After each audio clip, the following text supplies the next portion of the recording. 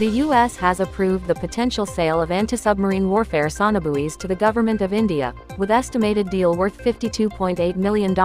These Sonobuoys amplify underwater acoustics, which can be launched from both rotary wing and fixed-wing aircraft and the decks of surface vessels.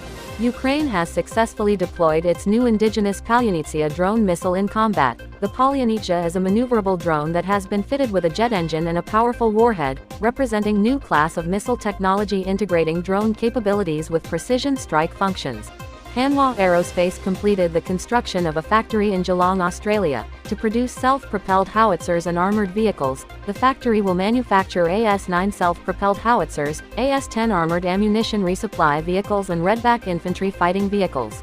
The U.S. State Department has approved a potential foreign military sale to Norway, involving AMRAAM-ER air-to-air missiles and related equipment, with sale valued at $405 million. The AMRAAM-ER is designed to intercept targets at longer distances and higher altitudes, bolstering Norway's air defense.